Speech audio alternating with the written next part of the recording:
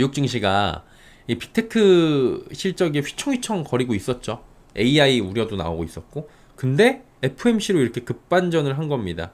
이슈는 뭐였어요? FOMC인데 사실은 그 국채 금리, 그러니까 국채 입찰 규모가 있었거든요. 요거 유지할지 말지 이게 있었는데 요거 같이 짚어드릴게요. 그러니까 이게 하나에서 비롯된 건 아니에요. 지금 오늘의 상승은 딱 한 가지에서 비롯된 건 아닌데 FOMC가 주도적이긴 했죠. 기준금리 예상대로 동결했고요. 8회 연속 동결입니다. 자, 그리고 이 고금리 시대가 이제 저물고 있습니다. 9월에는 금리 인하 시그널을 강하게 내보낸 거거든요. 그러니까 예상된 대로 가고 있는 거예요. 관건은 뭐였어요? 향후의 금리 경로에 대한 코멘트 파월에, 그러니까 연준 위원들이나 연준 의장이 현 시장에 대해서 어떻게 보고 있는지, 그리고 현 미국 경기나 물가에 대해서 어떻게 보고 있는지, 노동시장에 대해서 어떤 관점을 가지고 있는지가 굉장히 중요한, 그러니까 한마디로 연준의 시선, 이렇게 쳐다보고 있는 이 관점이 중요했는데, 이게 혹시나 애매하게 또 파월 아저씨가 아산무사하게 얘기하고 또 면피하려고 그러고, 트럼프가 또 이제 나한테 오면은 날 도와주면 내가 너 저기 임기 보장해줄게 이거 했잖아요. 혹시나 한 시장에 좀 두려움도 있었던 것 같아요. 근데 그 우려를 확실하게 해소를 해준 게 오늘자 7월 31일 현지 우리 시간으로 8월 1일자 FOMC였습니다. 이 8월에 파월이죠. 예, 8월에 파월이 기자회견을 했습니다. 정책 결정문부터 보면은 인플레가 지난 1년 동안 완화가 됐는데 다소 상승한 상태 유지하고 있다. 근데 이제 수식어가 원래 그 기존 표현이 다소 상승된이 아니라 그냥 상승된 상태를 유지하고 있다는데 다소라는 게 이제 그 들어갔어요. 그러니까 한마디로 수위가 낮아진 거죠. 그러니까 인플레이션을 바라보고 있는 우리의 눈높이가 좀 다소간에 이제 낮아졌고 인플레가 완화가 됐다라고 사람들은 해석을 할 수 있는 거예요. 요런 말꼬리 하나 가지고도 정책 결정문은 워딩 하나 가지고도 굉장히 해석이 분분할 수 있는데 강력한 시그널의 워딩이 빠지거나 혹은 강력한 시그널의 워딩이 들어가거나 이런 것들이 중요하거든요. 여기서는 somewhat이라는 단어, 다소라는 단어가 이번에 들어갔습니다. 그러니까 한마디로 지금 굉장히 지금 뭐 상승된 상태야. 이거보다 다소간의 상승된 상태야. 그쵸? 어감이 다르죠. 이게 중요한 겁니다. 그리고 연준은 또 위원회는 장기적으로 최대 고용과 2% 인플레이션 달성을 추구한다. 이중 그 임무 양쪽, 그러니까 이중 책무라고 얘기해요. 이거를 연준에서는 이중 책무 리스크에 주의를 기울이고 있는데 위원회가 인플레이션 위험에 매우 주의를 기울이고 있다. 이것도 하일리 어텐티브라는 그 구절이었는데 이거를 배제를 시켜버렸어요. 매우 주의를 기울이고 있다. 이걸 빼버린 거죠. 그러니까 많이 완화가 됐구나 라는 걸 우리가 보는 거예요. 그래가지고 성명서에서는 경제가 견고한 속도로 계속 확장하고 있고 일자리 증가는 완화됐고 실업률은 상승했지만 낮은 수준을 유지하고 있다라고 설명을 했습니다. 그래서 이번에 대체적으로 표현이 완화됐죠. 그리고 경기에 대한 자신감을 보여줬죠. 그리고 경기 경로에 대해서 미국 경제에 대해서도 기존보다는 조금 더 긍정적인, 조금이 아니에요, 많이 긍정적인 관점을 드러냈다라고 저는 이거 실시간으로 보면서 들렸거든요. 특히 9월 인하에 대해서는 가능성 굉장히 크게 내비쳤습니다. 그냥 9월은 금리 인하를 하는 거다라고 시장에서도 못을 박은 것 같아요. 이게 기자회견에서 더 드러났는데 이제 한 땀 한 땀 가져온 기자회견 풀 워딩이 있는데 오늘 몇 개가 나왔냐면 질문이 19개 플러스 알파가 나왔습니다. 19개 플러스 알파가 나왔는데 오늘 이제 그 중에서 쓸데없는 거 빼고 중요한 엑기스부터 요거 한번 보시면 됩니다. 죄송합니다. 9월에 금리 인하 기대하고 있는데 합리적 기대인가? 오늘 인하를 안 한 이유는 이걸 물어본 거예요, 기자가. 그래갖고 9월을 포함하면서 우리는 결정을 내린 건 없다. 경기가 적절한 시점이 되면 데이터를 보고 인하할 거다. 데이터에 따라 결정할 거고 데이터가 전반적으로 어떤지를 볼 거다. 그 리스크 균형 상태를 보고 견조한 노동시장이 될 수 있는지 이 인하 논의를 진행할 건데 7월 금리 인하가 없었던 것, 그러니까 한마디로 이번에 안 했던 건 7월은 아니라고 본 거다. 이렇게 얘기를 했어요. 그러니까 9월이 아니라고 얘기한 건 아니에요. 그러니까 9월에 할 건지 안 할 건지에 대해서는 우리가 지금 확인하고 있다. 근데 7월은 아니었다. 라고 이야기를 한 거고요. 죄송합니다. 그렇다면 두 번째 질문. 인플레이션이 기대한 대로 움직인다면 9월에 금리 인하하는 게 기본적인 너희들의 시나리오니? 라고 기자가 질문을 했습니다. 그러니까 딱 이렇게 얘기해요. 또 아산모사 하긴 해요. 인하하는 게 적절한 시나리오하고 그렇지 않은 시나리오가 있는데 인플레이션이 기대처럼 낮아진다, 성장률이 높은 수준에서 움직인다, 노동시장이 또 지금처럼 안정적이다, 그러면 9월에 금리 인하한다. 이렇게 얘기를 한 겁니다. 그래서 인하할 수 있다라는 이런 얘기들을 이렇게 은연중에 계속 한 거예요. 그리고 다섯 번째 질문이 뭐였냐면, 야, 그렇다면 너희들이 선제적 금리 인하를 통해서 노동시장의 냉각을 더 빨리 피할 수 있지 않겠어? 라고 물어보니까 우리 연준은 두 가지 리스크, 이중 책무의 균형을 맞추고 있다. 너무 빠른 금리 인하는 인플레이션 진전이 늦춰질 수 있고, 그쵸? 인플레이션 완화시키는 게 늦춰질 수 있고, 너무 기다리면 경기 회복 리스크가 있어가지고 균형을 맞추고 있다. 이런 방식으로 우리는 밸런스를 맞추고 있고, 이거 쉽지 않아. 노동시장은 지속적인 정상화 과정에 있는 것으로 보여. 4%의 실업률은 낮은 거야. 데이터를 봐야 돼. 이렇게 얘기한 겁니다. 그러니까 이어서 질문해요. 쫄치 보고서 그저께 나왔잖아요. 채용 성장이 2019년보다 낮은데 이거 상당히 정체됐잖아. 니네 이거 우려 안 되니? 라고 물어본 거예요. 그러니까 파월이 여러 가지 데이터를 볼 때 우리가 원하는 방향으로 가고 있는데 물론 일자리 둔화가 있었다.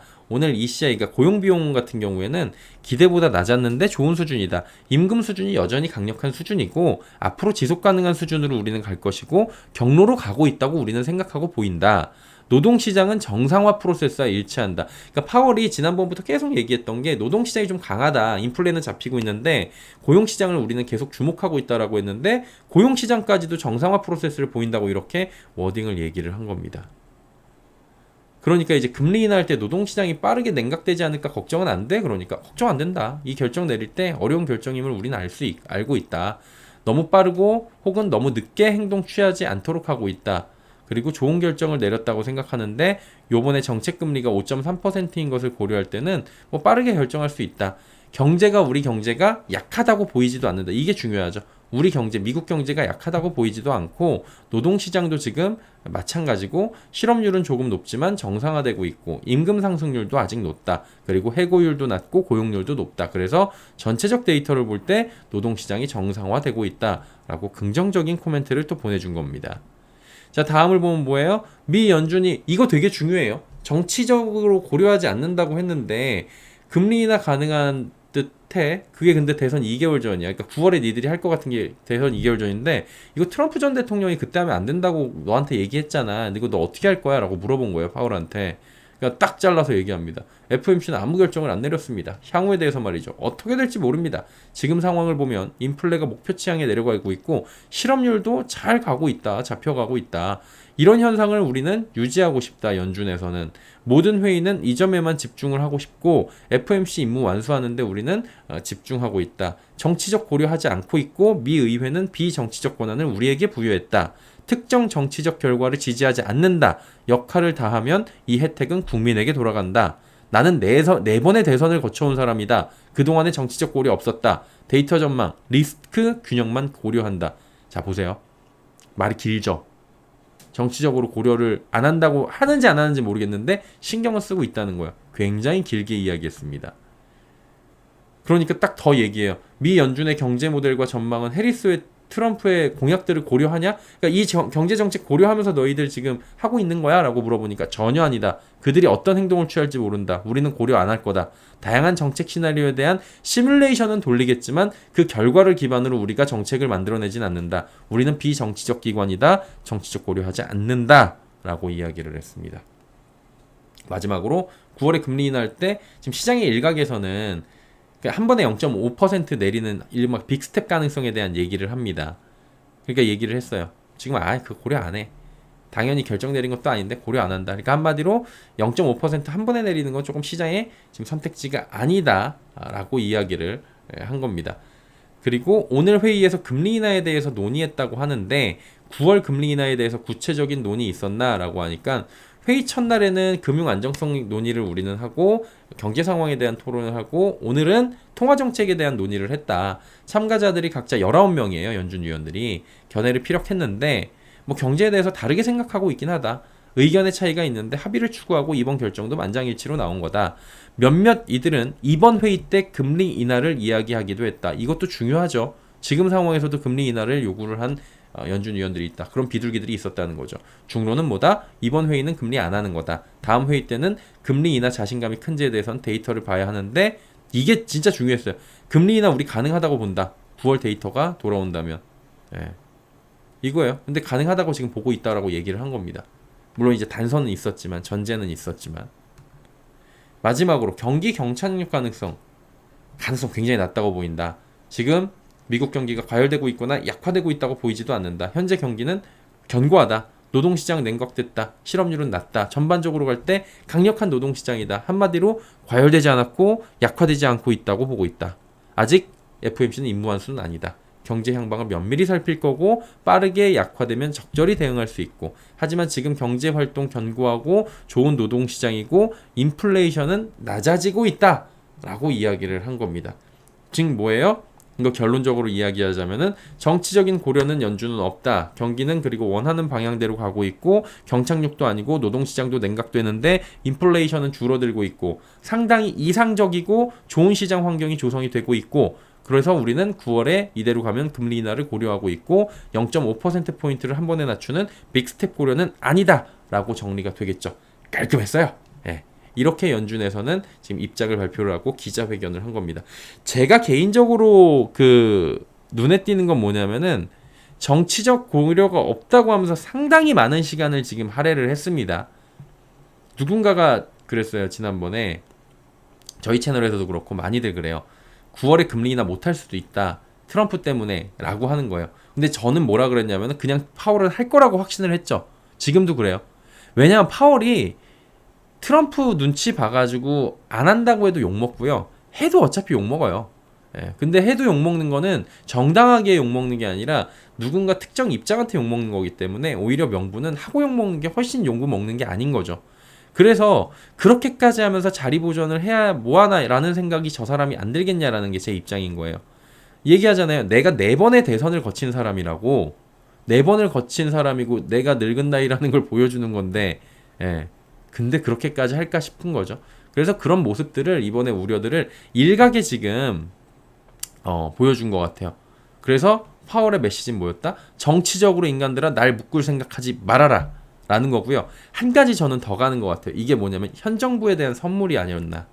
자, 지금부터 8월이죠. 11월까지 100일 남았습니다. 증시가 중요하고 복잡한 상황입니다. 지금 이런 식으로 시그널을 주고 하방 지지를 막아놓는 거죠. 9월에도 인하를 할 거라고 시그널을 준 거예요. 막아놓은 거예요. 그리고 증시가 갈 수가 있겠죠. 아니면 뭐 내려도 많이는 안 내리겠죠. 이러면 옐런이 여기서 함께 작업하고 여당 프리미엄을 넣으면 강력한 무기가 될 수 있다라고 말씀을 드렸습니다. 여당 프리미엄에 대해서 자주 말씀드렸어요. 예. 정치적 고려를 안 한다고 했는데 이게 안 한 거냐고요.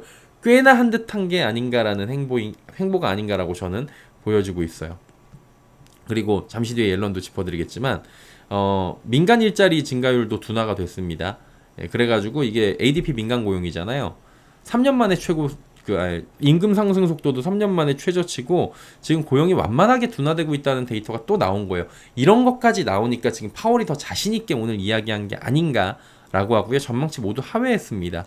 임금 상승률도 4.8%로 3년 만에 가장 낮았고요. 파월이 언급한 고용비용지수 ECI라고 하는데 요것도 지금 둔화되고 있다라고 소식이 전해지면서 금리 인하 기대감은 거의 뭐 100%로 지금 가 있는 상황입니다. 예, 그 다음에 뭐 지금 한 가지 더 옐런이랑 같이 작업을 한 게 뭐냐면은 8월부터 10월, 그러니까 3분기 있잖아요. 미국의 3분기. 미국 국채 입찰 규모를 유지한다고 재무부가 발표를 했습니다. 이거 조금 전에 말씀드린 정치적 행보하고 같이 가는 거예요, 궤가. 재정 적자가 커지고 있어요, 미국은 지금. 근데 국채 발행 규모를 줄여야 되는데 유지한다? 국채 금리를 떨어뜨리기 위한 겁니다. 지금 국채 금리가 급등해서 발작 일으키지 않게 하기 위해서 지금 떨어뜨리고 있는 상황인 거고요. 지금 일본에서 이게 왜 그랬냐면은 잠시 뒤에 설명해 드리겠지만 일본에서 BOJ 있잖아요. BOJ에서 전격 금리 인상을 했습니다. 잘못하면 NK 트레이드 자금들이 미국에서 돌아갈 수가 있잖아요. 그런 부분들을, 그러니까 국채를 팔 수가 있다는 거죠. 예, 미국채를 팔거나 빅테크를 팔 수도 있다는 거죠. 그래서 지금 입찰 규모를 유지를 한다라고 가져가는 게 아닌가라고 보여지는 거고, 이게 결국에는 증시를 방어하는 상당한 방어판 역할이 되거든요. 그래서 오늘은 파월과 이런 옐런의 콜라보가 증시를 어느 정도 또 이제 지지하는 역할을 앞으로도 해줄 거다라는 게 보여지는 거죠. 그러니까 어떻게 돼요? 이제 8월은 끝났고 9월 100%, 12월까지 금리 2번 인하할 확률이 이제 100% 뜹니다. 근데 시장은 여기다가 배팅하고 있는 것 같아요. 3회에다가 지금 3회에다가 75.2%를 배팅을 하고 있습니다. 지금 보면은 9월은 아니고 9월, 11월, 12월 뭐 이런 식으로 3번 정도 가지 않을까, 이런 지금 예상들이 나오고 있고요. 조금 전에 이제 국채 입찰 규모 유지한다 그랬잖아요. 그러니까 국채 금리가 일제히 이렇게 하락하죠. 4.042, 30년물이 4.318, 2년물이 4.272. 일단 2년물과 3년물은 역전된 지가, 다시 재역전된 지가 오래돼서 정상화가 됐고요. 2년하고 10년물만 이제 정상화가 되면 이제 장단기 금리의 역전은 모두 없어지는 그런 모습들이 나올 수가 있겠죠. 그러면서 채권 금리가 하락을 했고요. 시장 상황도 지금 나쁘지 않으니까 전반적으로 기술주나 지금 그 종목들이 올라갔는데, 특히나 엔비디아가 많이 올라갔습니다. 왜요? 모건 스탠리에서 목표가 상향 보고서를 냈어요. 이거 뭐 144달러 목표 주가를 제시를 했고요. 최근에 AI 우려는 과도하다고 지적을 했습니다. 그리고 결정적으로 뭐가 있었냐면은 AMD가 어제 장 마감 후에 실적 발표했는데, 실적도 좋았는데 중요한 거는 데이터 센터 매출이 2배 정도 증가했다. AI 반도체 수요가 아직 견고하다라고 한 거잖아요. 우리도 데이터 센터 하는데 우리가 더 많이 하는데, 그쵸 엔비디아? AMD가 이 정도면 우린 더 많이 올라갔을 것 같은데, 이런 그 시장의 반응들이 있겠죠. 그래서 기대감으로 더 끌어올린 것도 있었다. 엔비디아가 12.81% 여기 보시면 급등을 해버리니까 어떻게 되겠어요? AMD가 4.36, 퀄컴이 8.28, 브로드컴이 11.85, SMCI, 슈퍼마이크로 컴퓨터가 한 5.3, ASML이 8%, 마이크론 테크놀로지가 7%. 그러니까 6% 이상은 기본으로 지금 다 오늘 올라가 준 상황입니다. 그리고 MS만 빠졌는데, 여기 보시면은 마이크로소프트만 빠진 이유는 뭐예요? 마이크로소프트 어제 실적이 안 좋았잖아요. 얘 시간 외에서 많이 빠졌었잖아요. 근데 지금 다 말아 올려갖고, 그러니까 재수가 좋은 거죠. 오늘 같은 날 실적이 이제 본장에 들어오니까 매수세가 오히려 들어오고 있고, 뭐 이런 상황인 겁니다. 그리고 애플, 알파벳, 아마존, 메타, 테슬라 모두 올라갔고요. 테슬라는 또 부정적 리포트 나왔는데도 올라가는 모습들이 나타나고 있어서 얘도 꾸준히 지금 가려고 하고 있는 모습들. 그리고 얘 올라가면 공매도 여기 친애들은 싹 다 죽거든요. 그런 부분들도 우리나라랑 좀 비슷한 것도 있습니다. 그리고 메타 실적 나왔죠. 메타 실적 나왔는데 요거 잠시 뒤에 짚어드리고, 아마존하고 애플 실적이 이제 내일 아침 요 시간에 같이 또 나오게 됩니다. 볼 게 너무 많아요 이번 주에. 말 천천히 한다고 하는데도 엄청 많으니까 계속 그냥 따다다다다다 갈 수밖에 없을 정도로 정보가 많습니다. 예. 그리고 한 가지 변수가 있는 게 뭐냐면은, 하마스의 정치 지도자 이스마일 하니에라는 그 하니에 있는데, 이란 테헤란에서 암살됐습니다. 이 사람이. 이란 하니에 암살과 관련해 갖고 복수가 우리의 의무라고 밝히는 등 중동에서 지정학적 위기가 다시 고조가 되고 있습니다. 일각에선 5차 중동 전쟁 얘기까지 나올 정도로 이거 심각한 상황이에요. 근데 이게 FMC 때문에 오늘 묻혔습니다. 근데 FMC 조금 가라앉으면 이거 바로 떠오를 수 있는 상황이에요. 국제유가가 그래갖고 5%가 급등했습니다. 한 74불까지 내려갔다가 78불까지 지금 올라와 있는 상황입니다. 자, 그리고 메타 실적 나왔는데, 메타 실적 잘 나왔어요. 예, 메타 실적 잘 나와가지고 지금 예상치 대비에 모두 그 9%, 특히나 그 매출이 2% 업으로 나왔고, 주당 순이익이 시장 전망치 대비 9%나 높게 나오면서 얘가 지금 장 외에서 6.9% 지금 급등을 한 상황입니다. 잘 가고 있죠. 전반적으로. 얘까지 오늘 좋아가지고, 메타도 실적이 시간 외에서 좋게 나왔고 장 마감 후에, 그리고 FMC도 괜찮았고 코멘트도 괜찮았고, 거기다가 옐런 누나의 그 국채금리 지금 줄이지 않는다, 요것도 지금 굉장히 잘 나왔고, 모건 스탠리 보고서까지 나오면서 엔비디아 올라가고, 그래서 기술주 전반적으로 올라가면서 MS까지 이렇게 잘 가고 있는 이런 모습들이 지금 나타난 겁니다. 잘 갔죠. 예. 오늘만이었으면 좋겠는데, 이제 이벤트가 반 좀 넘어가게 끝난 거예요. 오늘은 이제 FMC 메타 실적 잘 나오면서 매일이 좀 이랬으면 좋겠다라는 생각이, 개장은 안 했지만 우리가 드실 겁니다. 내일 아침에는 애플, 아마존, 인텔은 좀 일찍 나오고요. 아마존, 애플 나옵니다. 모레는 비농업 부분 지표, 고용지표 나오고 실업률 나오고요. 볼 게 많습니다. 자, 우리나라가 이걸 얼마나 반영을 어떤 방식으로 할지는 조금 이제 기대를 해보면서도 우려가 되긴 하는데, 국내 시장으로 넘어가 보도록 하겠습니다.